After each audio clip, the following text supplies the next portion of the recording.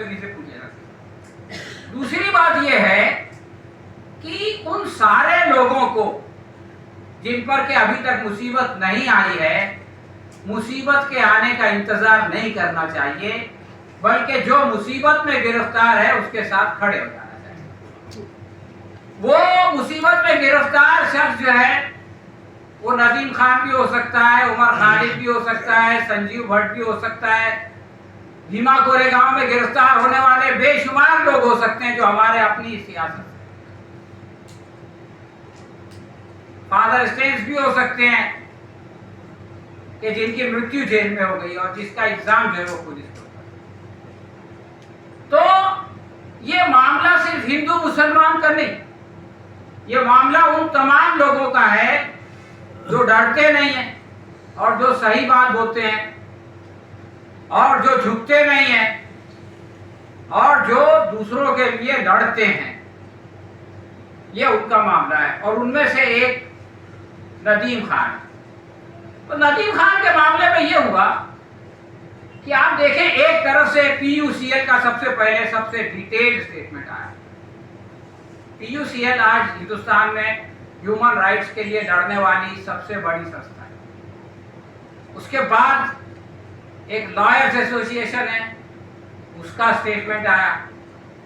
उसके बाद भारत जोड़ो का स्टेटमेंट आया, खुद महाजन साहब ने उस पर साइन किया, योगेंद्र यादव साहब ने उस पर साइन किया। उसके बाद प्रशांत भूषण का स्टेटमेंट आया। तो ये सबसे असर आदमी सोचा है ना कि यार ये ऐसी सरकार है, ये तो ऐसे लोग हैं, ये तो कुछ नहीं सुनते, इन पे कोई असर नहीं होता, मर्द नादा पर कलाम नाजुक भी असर, तो इसलिए कुछ करना ही नहीं चाहिए। ये अप्रोच गलत है। इंसान जो कुछ कर सकता है वो करे, इसलिए कि वो उसी के लिए जवाब दे। मुझसे ये नहीं पूछा जाएगा कि जो मैं नहीं कर सकता था, मुझसे वही पूछा जाएगा जो मैं कर सकता था। तो मेरी कोशिशें में असर डालना वो मेरा काम नहीं है, लेकिन मेरी कोशिश हो ये मेरा काम है, ये मेरी जिम्मेदारी। तो मैं समझता हूं कि ये जो सभी लोगों ने इन टाइम, ये नहीं कि हम लोग 5 दिन बाद कर रहे हैं, उन लोगों ने 5 दिन का भी इंतजार नहीं किया। उसके बाद अगले दिन जो प्रेस क्लब में मीटिंग हुई उसमें दिल्ली के सारे लोग जमा हुए। इन सब चीजों का दबाव पड़ता है, इन सब चीजों का असर होता है।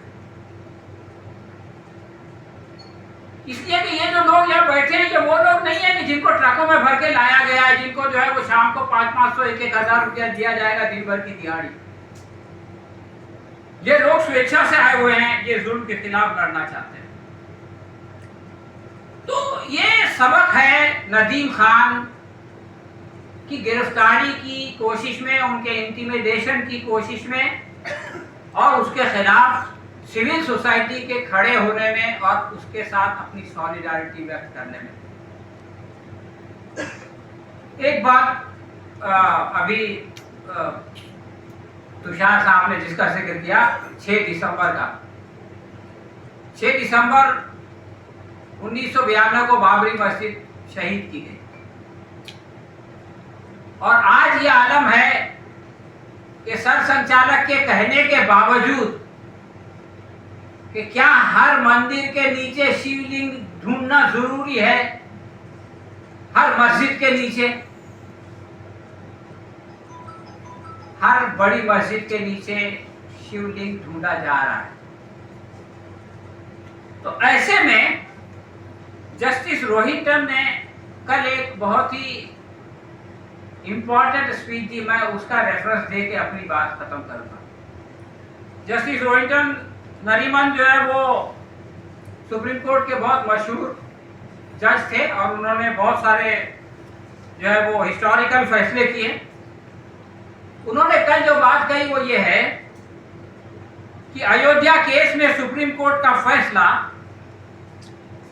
सेक्युलरिज्म के लिए इंसाफ को धोखा था, ये जस्टिस नरीमन कहते हैं, जिसमें कि ये कहा गया कि ये जमीन जो है वो राम मंदिर के लिए दे दी जाए, उसका हवाला दे रहे हैं। उसके बाद उन्होंने कहा लेकिन उसी फैसले में 1991 का जो रिलीजियस प्लेसेस प्रोटेक्शन एक्ट है उसके ऊपर 5 पेजेस लिखे हुए हैं। यानी आप सोचिए कि जिस फैसले में ये कहा गया कि बाबरी मस्जिद की जमीन, हालांकि उसके नीचे जो है वो कोई मंदिर नहीं था, किसी मंदिर को तोड़ के उसको नहीं बनाया गया, उसके अंदर जो है वो मूर्तियों को रखना गलत था और बाबरी मस्जिद को गिराना भी जो है वो गलत था। ये सब कहने वाले फैसले में ये बात भी लिखी हुई है कि रिलीजियस वर्शिप